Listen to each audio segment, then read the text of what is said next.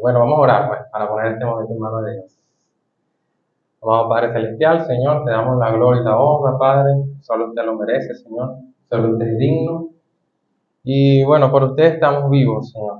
Porque usted así lo ha querido, Señor. Por usted estamos aquí, Señor, dispuestos a alabarte, a glorificarte y a escuchar tu palabra, Señor. Prepara, Señor, cada uno de mis hermanos, sus corazones, Señor, para que puedan recibir pues esta palabra, Señor, que usted tiene para nosotros el día de hoy. En el nombre de Jesús se lo pedimos, Padre Celestial. Amén. Ok, mis hermanos, el día de hoy vamos a estudiar, pues, el texto de Romanos capítulo 6, versículos del 8 al 10, ¿ok? Oye, aquí me perdieron lo que yo tenía marcado.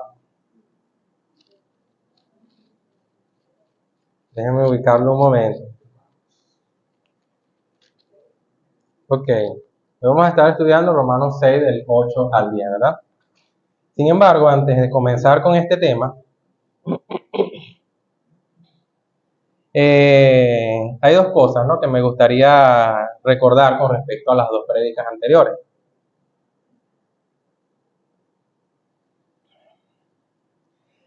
Lo primero que quiero recordar, ¿no?, es que usted y yo fuimos crucificados con Jesús, ¿ok? Es decir, que cuando Cristo fue crucificado, nosotros también fuimos crucificados con Él. Y lo segundo que quisiera recordar es que fuimos sepultados juntamente con Él. Bien. De hecho, precisamente estos fueron los dos temas anteriores, ¿no? Sepultados con Cristo y crucificados con Cristo. Bien. Lo que quiere decir, mi hermano, que nosotros, los que hemos creído en Cristo, ¿ok? Pues hemos muerto con Él. Y hemos muerto de la misma manera como Él murió, ¿ok? También recordemos que pues esta muerte nosotros la representamos por medio del bautismo. El bautismo con agua, ¿ok? Entonces, de modo que la persona que se bautiza lo que está haciendo es, en primer lugar, un acto de obediencia a Dios, porque el bautismo es un mandato de Dios. Entonces, en primer lugar, esto es un acto de obediencia a Dios. Y en segundo lugar, está pues ratificando, por decirlo así, su compromiso de morir al viejo hombre, de dejar atrás la vida pecaminosa que antes llevaba. ¿Ok? Hay un tercer elemento eh, que también es representado aquí, y esta es la nueva vida con Cristo. ¿Ok? ¿Qué pasa? Del mismo modo como morimos, y como Cristo murió, ¿verdad?, y resucitó, del mismo modo nosotros también resucitaremos en una nueva vida. Pero esta nueva vida tiene dos etapas. La primera etapa es la nueva vida de nosotros aquí en la tierra. Una nueva vida ahora con Cristo. ¿Bien? Y la segunda etapa es la nueva vida que tendremos en el futuro, donde en el cielo nuevo y en la tierra nueva. ¿Ok? En el futuro. Entonces, el día de hoy vamos a estar hablando acerca de esta nueva vida que nosotros tendremos en el futuro con Cristo, en el cielo nuevo y en la tierra nueva. Ahora sí, les invito a que leamos el texto que nos corresponde. Como les mencioné, se encuentra en Romanos capítulo 6, versículos del 8 al 10. ¿Ok? Leemos.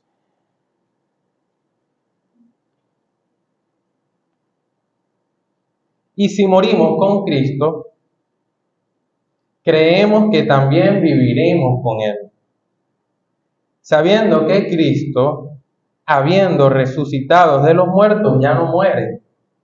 La muerte no se enseñorea más de Él. Porque en cuanto murió, al pecado murió, una vez por todas. Mas en cuanto vive, para Dios vive. Amén. Entonces el tema, ¿no? Del día de hoy se titula Una vida con Cristo. Y el principio, mi hermano, es que todos debemos creer que viviremos con Cristo. Bien, esto es lo que Dios demanda de nosotros, que si hemos creído en Él, entonces también debemos creer que viviremos con Cristo. Vamos a analizar entonces este principio. En primer lugar tenemos la palabra creer. Creer significa estar completamente seguro de algo, ¿ok? Es tener la convicción y estar, pues, convencido de alguna cosa. Especialmente de algo que aún no hemos recibido. Como por ejemplo, los niños. Los niños se creen todo lo que usted le diga. Yo cuando le digo a Adrián Daniel, yo le digo que, por ejemplo, hijo, yo te voy a comprar un dulce más tarde. Él se lo cree.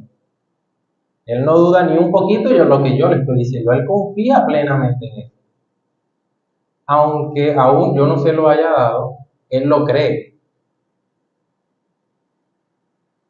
Y es así porque él, de hecho, mientras yo no se lo dé, él está todo el día, papá, tú me dijiste que me ibas a comprar un dulce. Papá, tú me dijiste que me sigue. Porque él se lo está creyendo. Él no va a estar pensando que yo le estoy diciendo mentiras, no, para nada. Entonces, de esta manera debe ser nuestro creer, ¿no? ¿Y qué es lo que debemos creer? Bueno, lo que Pablo nos está diciendo aquí es que debemos creer, ¿sí?, que viviremos con Cristo.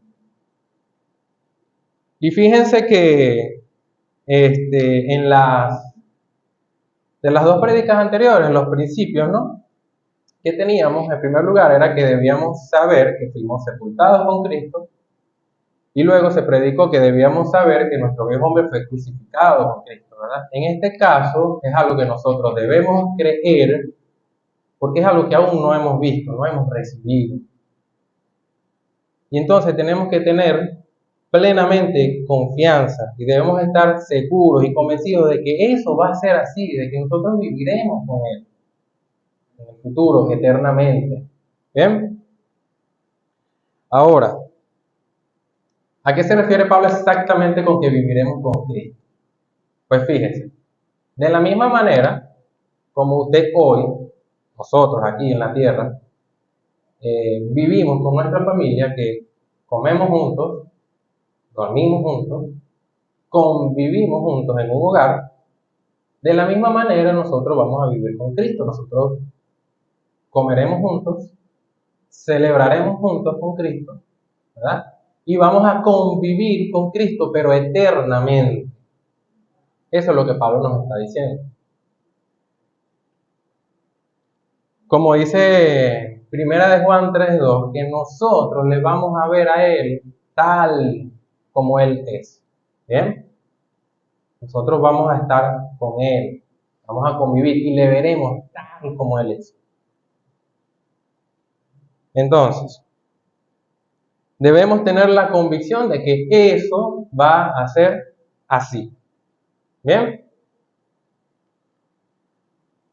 Fíjense que hay una condición. Hay una condición que usted y yo debemos cumplir obligatoriamente para poder vivir con Cristo.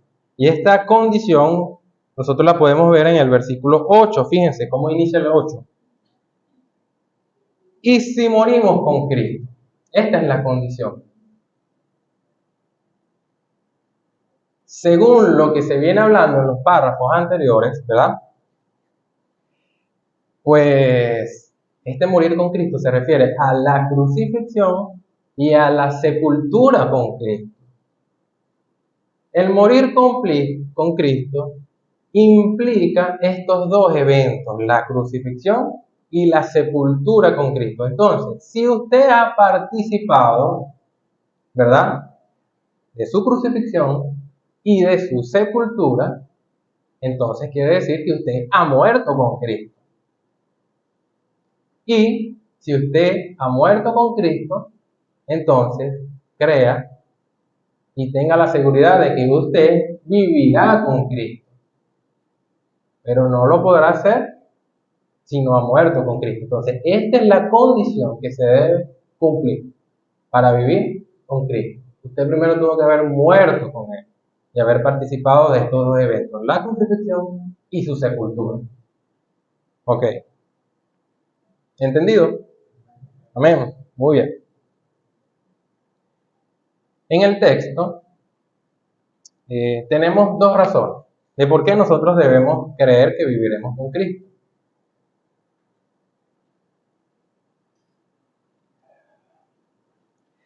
Y la primera razón es porque la muerte no tiene dominio sobre Cristo. Fíjense que al final del versículo 9 dice, la muerte no se enseñorea más de él. ¿Ok? Otras versiones, como la NBI, por ejemplo, usan la palabra dominio. De igual manera, ambas palabras, enseñorear y dominio, apuntan al mismo significado, ¿bien? ¿Qué significan autoridad? Y la autoridad, pues, que se ejerce sobre algo o sobre alguien. Bien, a esto se refiere la palabra dominio. Por ejemplo, anteriormente se veía mucho, pues, que un país dominaba a otro, que un país gobernaba sobre otro. Por ejemplo, en el caso de Inglaterra, que gobernó y dominó por mucho tiempo a Escocia, ¿bien? ¿Y qué pasaba? Que entonces Escocia debía regirse por todo lo que mandara el rey de Inglaterra, porque este era la autoridad. Entonces, ¿qué pasaba? Que al final Escocia no era un país libre, porque ellos no podían tomar sus propias decisiones como país, no eran independientes, estaban bajo el dominio de otros. Y de esto se trata el dominio, ejercer una autoridad sobre algo o sobre alguien. Quiere decir que entonces el dominado viene siendo como un esclavo de quien lo domina. Pero fíjense, la muerte no tiene dominio sobre Cristo. Ahora, ¿por qué la muerte no tiene dominio sobre Cristo? ¿Bien? El mismo versículo 9 nos lo aclara, fíjense. Sabiendo que Cristo, habiendo resucitado de los muertos, ya no muere. La muerte no tiene dominio sobre Cristo porque Cristo resucitó de los muertos. Por ende, ya Cristo no puede morir. Es imposible que Él vuelva a morir. Y para que entiendan también un poco esto, yo les voy a leer una cita en Primera de Corintios, pero manténganse ustedes ahí en Romanos, ¿ok? Para que no lo pierdan. Yo les voy a leer lo que dice Primera de Corintios 15:42. Fíjense. Así también es la resurrección de los muertos. Se siembra en corrupción, resucitará en incorrupción. ¿Ok? Ese es 1 Corintios 15:42. Ahora lo voy a leer el versículo 53. Sí, 53. Porque es necesario que esto corruptible se vista de incorrupción y esto mortal se vista de inmortalidad. Entonces, ¿qué pasa? Que cuando Cristo resucita, ¿verdad? Él resucita en un cuerpo incorruptible e inmortal. Entonces, es imposible. No existe una manera en que Cristo, teniendo un cuerpo inmortal e incorruptible, vuelva a ser mortal y vuelva a ser corruptible. Es imposible. ¿Ok? Por eso es que Cristo, como resucitó de los muertos, ya no muere. Es Es imposible que Él vuelva a morir. Por lo tanto, ¿verdad? La muerte no tiene dominio ni autoridad sobre Cristo. Ahora, ¿qué sucede con nosotros? Sucede de la misma manera. Nosotros resucitaremos en cuerpos inmortales e incorruptibles. ¿Ok? Entonces, aplica lo mismo, que la muerte tampoco tiene dominio sobre nosotros.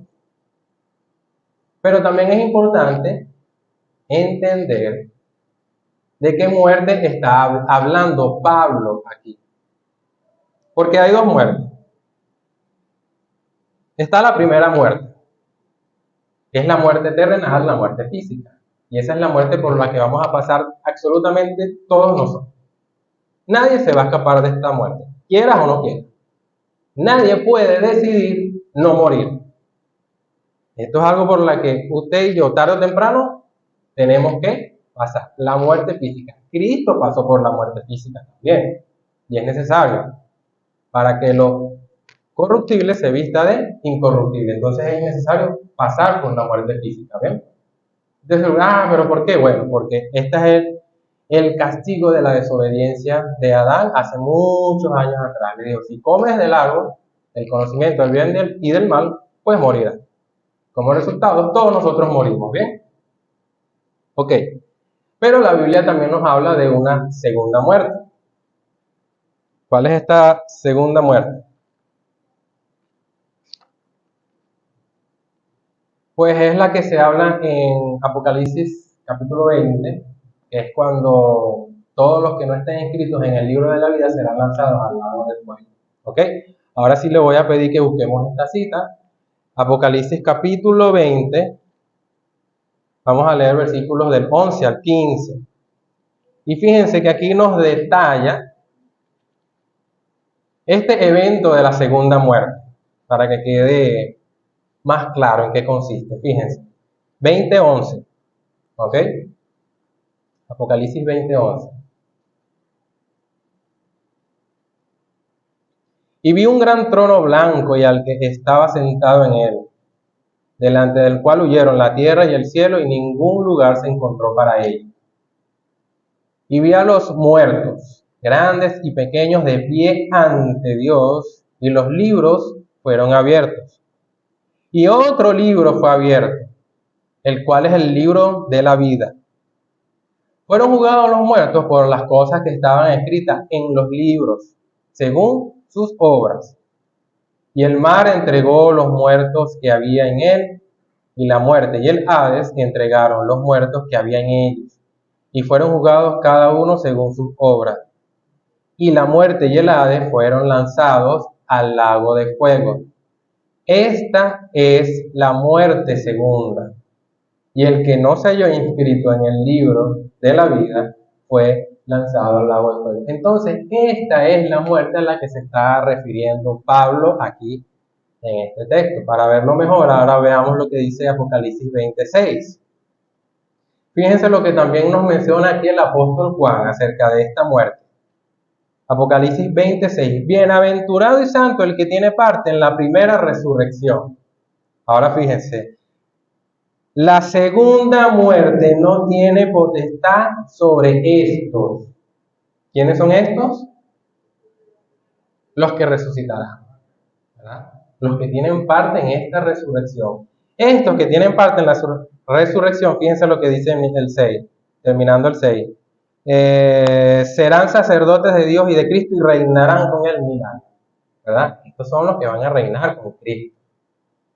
Bienaventurados y santos los que tengan parte en esta resurrección, porque la muerte no tiene potestad sobre estos. Entonces, ¿en qué consiste que la muerte no tiene autoridad? Bueno, fíjense, como Cristo murió, ¿verdad? Y resucitó de la misma manera, ¿verdad? Y ya no muere, de la misma manera sucede con nosotros, que morimos y resucitaremos también como Cristo. Por lo tanto, ¿verdad? La muerte entonces no tiene ya autoridad, no tiene potestad, ni sobre Cristo ni sobre nosotros. Porque sí, como dice Romanos, pueden volver a Romanos, capítulo 6, versículo 15, si usted estuvo unido con Cristo en su muerte, usted también estará unido en su resurrección. Y estos que participan de la resurrección, la muerte no los puede tocar. ¿Ok? La muerte, la segunda muerte, no tiene potestad sobre esto. Bienaventurado sea.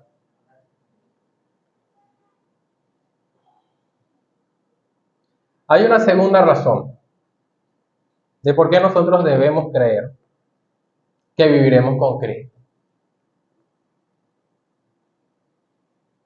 Y debemos creer que viviremos con Cristo porque Cristo murió al pecado. Fíjense en el versículo 10, ¿no? La parte A.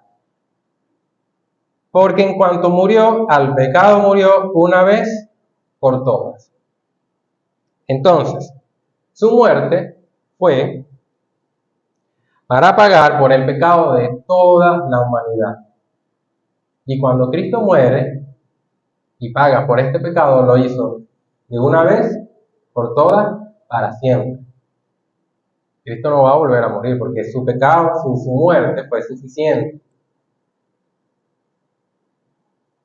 Anteriormente, ¿verdad? Se tenía que hacer continuamente los sacrificios. ¿Por qué? Porque estos sacrificios lo que hacían era cubrir el pecado, pero no los borraba por completo. No borraba por completo el pecado del hombre. Y entonces, delante de Dios todavía estaba la deuda. Había una deuda todavía delante de Dios y esa deuda había que saldarla. Esta deuda es pagada con el sacrificio de Jesucristo. Por eso te dice, murió al pecado una vez por todas. Porque ya esta deuda quedó saldada por completo. Bien, entonces, al saldar esta deuda, el pecado pierde su poder. ¿Ok? Es decir, que ya no tiene ningún efecto sobre nosotros. ¿Y cuál era el efecto? ¿Cuál es el efecto del pecado? Pues la muerte. No la muerte terrenal, sino la espiritual. ¿Ok? Este es el efecto del pecado. Entonces, al perder este efecto, ya ella pierde autoridad, ya no podemos morir, porque ya a nosotros no nos afecta. Queda sin efecto el pecado. Pues. Entonces ya no hay muerte para nosotros, lo que hay ahora es vida. Como dice al final también del versículo 10, que ahora Cristo en cuanto vive, vive para Dios. ¿Bien? De la misma manera sucede con nosotros. Nosotros hemos muerto al pecado y lo hacemos una vez, para siempre. Entonces, ¿cuál es el deber ser? Que ahora nuestra vida sea ¿para qué? Para glorificar a Dios. Cuando dice que vive para Dios es para darle gloria a Dios, para darle honra a Dios. Del mismo modo nosotros ahora debemos vivir para dar honra a Dios. Debemos vivir ahora para Dios. Ya no vivimos para el pecado.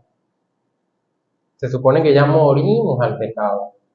Ahora debemos vivir para honrar a Dios. Bien, entonces, resumiendo, tenemos dos razones, ¿sí? La primera razón por la que debemos creer que viviremos con Cristo, ¿cuál es? La muerte no tiene dominio sobre Cristo y tampoco tiene sobre nosotros. Bien, aplica también para nosotros. Muy bien. Y la segunda razón, ¿cuál es? Cristo murió al pecado. Y nosotros también hemos muerto también al pecado. ¿Bien? Ahora, fíjense aquí.